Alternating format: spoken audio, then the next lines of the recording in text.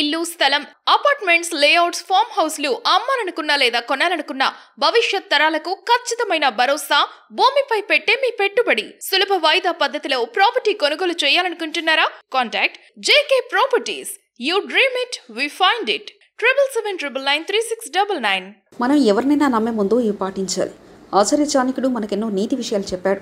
అతడు రచించిన నీతి శాస్త్రంలో మనుషులు ఎలా ప్రవర్తించాలనే దాని మీద పలు ఆసక్తికర విషయాలు వెల్లడించారు.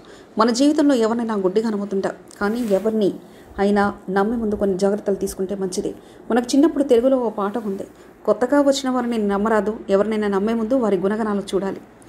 చాణక్యుడు ఎవరిని నమ్మాలనే దాని మీద మొదట త్యాగం, రెండవది పాత్ర, మూడవది లక్షణాలు, నాలుగవది కర్మలను చూడడం వంటి వాటిని పరిగణలో తీసుకోవడం మంచిది. ప్రతి వారిలో మంచి చెడు రెండు దాగి ఉంటాయి. అవసరమైన సందర్భంలో అవి బయటకు వస్తాయి. సోమరితనం, గర్వం, తరచుగా అబద్ధాలు చెప్పేవారిని నమ్మకూడదు.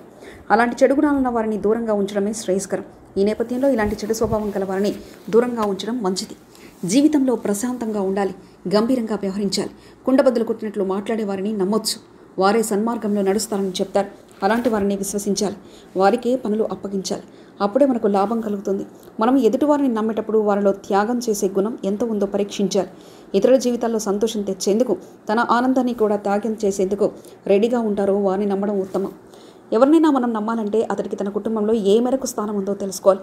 ఏ వ్యక్తికైతే ఇంట్లో మంచి స్థానం ఉంటుందో అలాంటి వారిని మన ఇంట్లో ఎలా వ్యవహరిస్తాడు, బయటి వారితో ఎలా నడుచుకుంటాడు అనే విషయాలపై దృష్టి పెడితే అతడి గురించి మనకు అన్ని విషయాలు తెలుస్తాయి.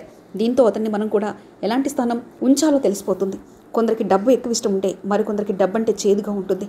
డబ్బుకు ఎక్కువ విలువిస్తున్నారంటే అతడికి నైతిక విలువలు లేవని తెలిసిపోతుంది. డబ్బు ఖర్చు, డబ్బు ఉంటే అతడు ఎలా ప్రవర్తిస్తాడో తెలియాలంటే అతడికి ముందే కొంత డబ్బు ఇస్తే సరిపోతుంది. దాన్ని అతడు సరైన సమయంలో మీకు ఇస్తే మంచివాడని అర్థం, లేదంటే చెడ్డవాడని నిర్ధారించుకోవాలి.